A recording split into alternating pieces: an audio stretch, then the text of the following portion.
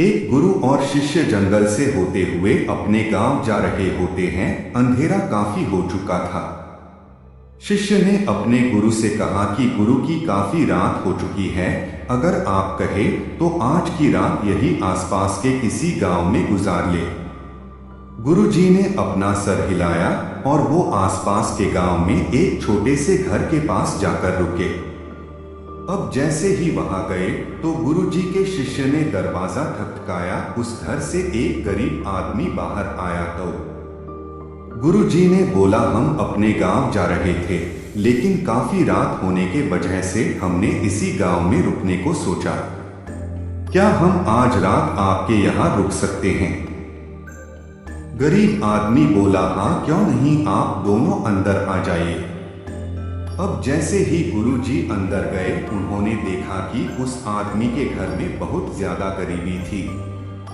गुरुजी ने उससे पूछा कि आप काम क्या करते हो?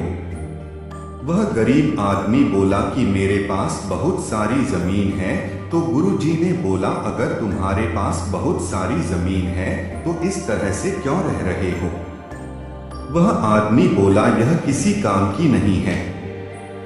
गांव वाले बोलते हैं कि ये बंजर जमीन है, यहाँ पर कुछ भी नहीं उगाई जा सकती है और वहां फसल उगाना बहुत बड़ी बेवकूफी है। गुरुजी ने बोला कि तुम्हारा गुजारा कैसे होता है? उसने बोला कि मेरे पास एक भैंस है जिससे मेरा पूरा घर चलता है।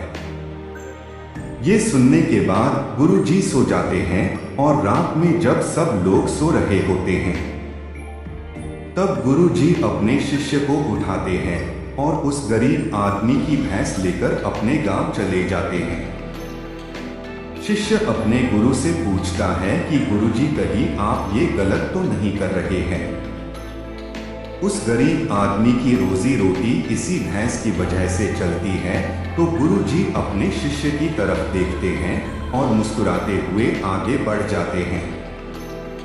उस बात को तकरीबन 10 साल गुजर जाती है और जो गुरु का शिष्य था वह बहुत बड़ा गुरु बन चुका था।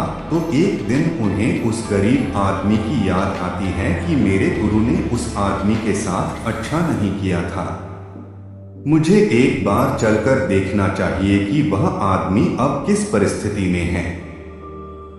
वह शिष्य उस गांव की तरफ जाता है और वहां जैसे ही पहुंचता है तो वह देखता है कि जहां पर उस गरीब आदमी का झोपड़ा था वहां पर एक बड़ा ही आलीशान महल बन चुका था और उस झोपड़ी के बाहर जो बंजर जमीन थी उस पर फल और फूलों के बगीचे थे। तभी उधर से उस घर का मालिक आता है।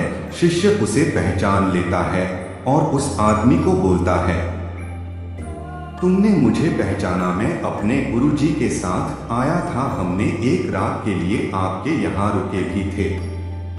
वह आदमी उसे पहचान लेता है और बोलता है कि उस रात में आप कहाँ चले गए थे और उस रात के बाद ही मेरी भैंस कहीं चली गई थी।